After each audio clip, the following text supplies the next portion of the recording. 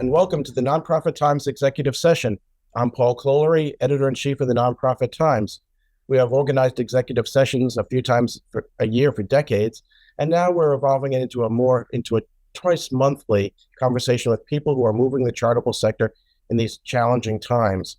And thank you to our friends at TechSoup for handling the logistics of these events. It's going to be quite an adventure between the Nonprofit Times and TechSoup. Our guest today is Diane Yentel, President and CEO of the National Council on Nonprofits. Throughout her career, Diane has worked closely with members of Congress, the White House, federal agencies. She was even in the federal government when she worked for HUD for a while.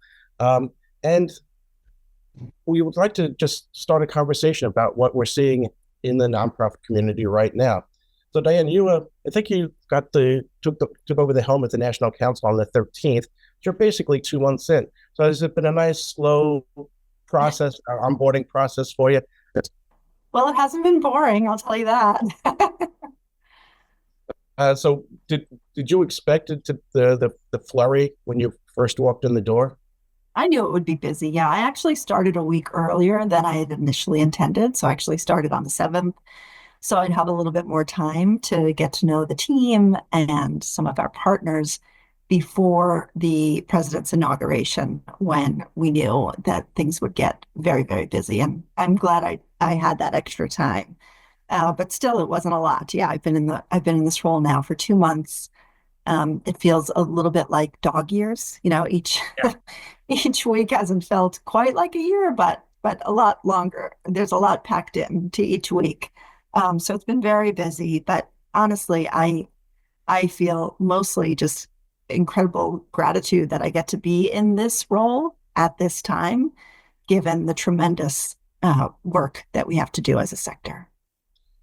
What are some of the points of damage that you're seeing out in the sector right now from all of the executive orders and the court cases? Well, I think even I'm happy to talk about those details, but even just to step back and have like a broader view for a moment, Sure. I've been working in and with and for nonprofit organizations for around almost 30 years, and I've never seen a moment where there were such tremendous existential, systemic threats and challenges for the entire sector. And we're seeing from the administration sort of different actions against the sector that are harming or will harm the sector. But if we even pull back a little bit and see where the source is, we're seeing this growing narrative that started among, I'd say, the alt-right on social media, but is now championed by Elon Musk, who's in the White House, that nonprofit organizations are an enemy to be fought, and saying things like Stephen Miller was on CNN, Stephen Miller being a top advisor to the president on CNN, talking about, quote, the wicked and pernicious things that nonprofits are doing with federal funding. Elon Musk spreading a lot of harmful mistruths on Joe Rogan with his huge audience.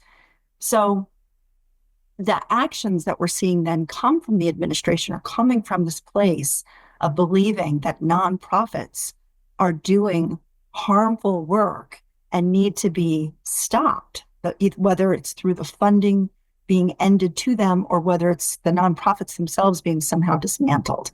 So the threats are tremendous and really systemic. At the same time, though, I think it is an opportunity for us as a sector to unite in a way maybe that we never have before, and in new ways, and act in new ways that can help us strengthen the sector through this fight, this existential fight that we have right now.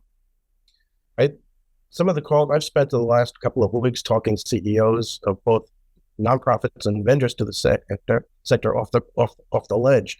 But last night I got a call from somebody talking about how sometimes some of the direct mail being done by charities is being monitored. And they have the postal stamp on it that says monitored mail. And people are concerned that organizations that might be doing work with migrants or printing, actually even on the vendor side, helping them put together solicitations for in the charitable sector might be targets simply because they're doing what their mission is, which is helping migrants, whether they be legal or not. And are It's you a valid concern. Absolutely.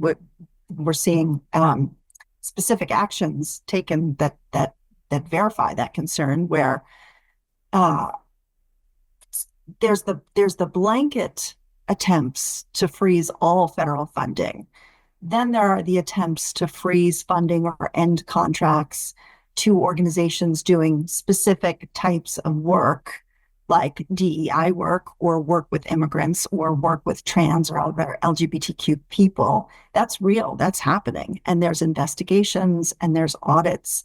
And there's even at the federal level and at the state level, legislation being introduced to strip nonprofit status from certain segments of the sector, especially those working with immigrants or other areas of the work of nonprofits that this administration has decided need to end. So it's a valid concern. That challenges are tremendous right now for nonprofits doing good work around the country. so you're the CEO. If you're a CEO of a service organization, a food program, whatever, what contingency planning should you be doing now? What should leaders be doing right now and talking to their boards about? Well, so one thing I think is, of course, there is a potential that if you're a nonprofit organization that receives federal funding, there's a real possibility that federal funding will end and could end very abruptly. So certainly having conversations about are there other ways to bring in revenue or to start planning for how programs may need to be reduced or maybe combined with the work of other nonprofits, certainly any of those options before ending programs that are important. But I think it's also important that people in nonprofits across the country, focus on doing the important work that you need to do and that the community supports you in doing, and certainly NCN supports you in doing.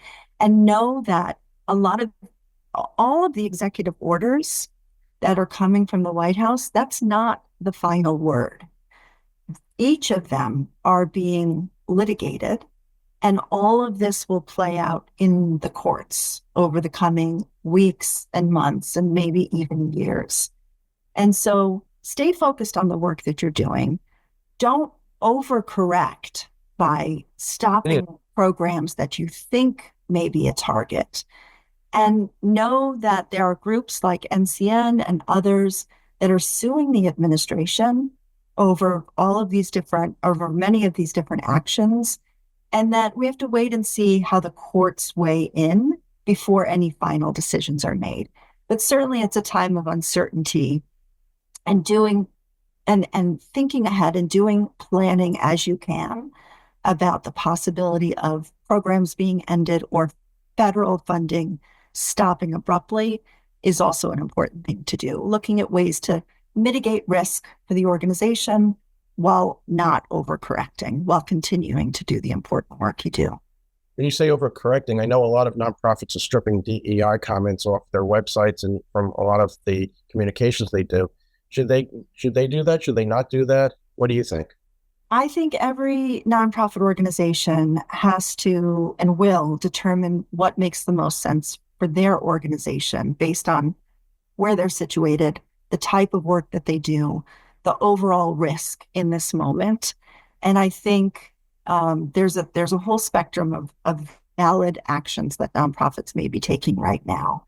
I would just remind us all again that, for example, the DEI executive order is not the last word. It is being challenged in court. And we actually just saw a ruling, I think it was today or yesterday, from an appeals court saying that the administration is overstepping here, that we have as organizations First Amendment rights, and that the vast majority of DEI work that nonprofits are doing is legal within the current parameters of the law.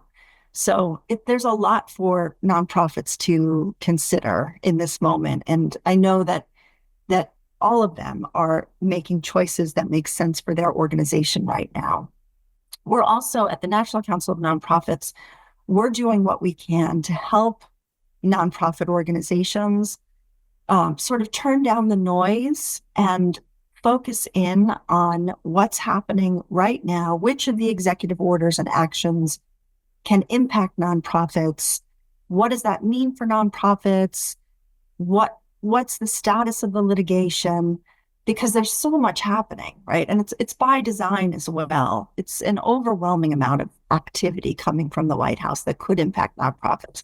So we have, for example, a chart that we update regularly on the executive orders, associated actions, and you can check that regularly to see what's the status of this particular action in the courts and what does it mean for my nonprofit. We're also starting to put out and regularly update answers to frequently asked questions, like some of the questions you're asking and that nonprofits are asking themselves, to be a resource to come to and see what's the most relevant information right now so that we're not all overwhelmed by all of the news everywhere. It appears that a lot of what nonprofits do is to communicate with donors is through email, through direct mail, and online social media, that sort of thing. But it's obviously being monitored by whomever in the federal government, maybe in the state government. Is the whole idea of data privacy a quaint notion these days, given Doge and what everything else is going on in the federal? I think they certainly seem to have access to a whole lot of our information, and that's been true for some time, but even more so to a much more significant degree right now. I think we should always assume that what we're writing and what we're sharing may be shared more widely. I think the good news is that nonprofits are doing really good work with intensive oversight and following rules and regulations. So it's not like we have a lot to hide, but we should absolutely be cognizant that anything that we're putting in writing could very well be shared much more broadly. I also think, one of the things that we've seen some organizations feel that a strategy may, or foundations even too, that a strategy of trying to stay out of a spotlight might be best. And my view is that the nonprofit sector, as the entire sector, is in fact a target right now. We're not imagining it. And staying silent doesn't protect us. In fact, I think being louder and more visible and united in our defense of the sector is what's going to give us, as a sector and as individual organizations, a greater protection in this moment. Everybody's talking about how they're going to fill the holes that the government funding has now created, or lack thereof. The Giving USA numbers showed that $557 billion was given to charity last year. 374 billion of it was individual donors. Is there any way that the charitable sector can make up for the money lost from the federal and state governments?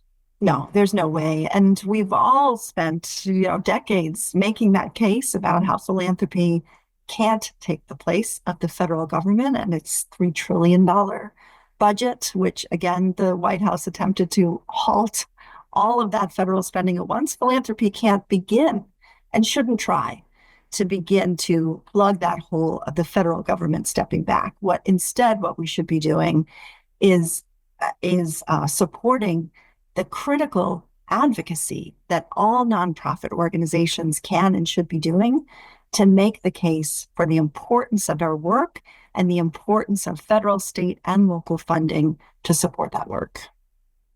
Right. So in a final word or two, what should nonprofits be doing today? Let me take that back for a second. Were you surprised with the Supreme Court decision today, with the 5-4 decision? Do you mean around the foreign aid? Right. No, the one this morning. Yes, on foreign aid.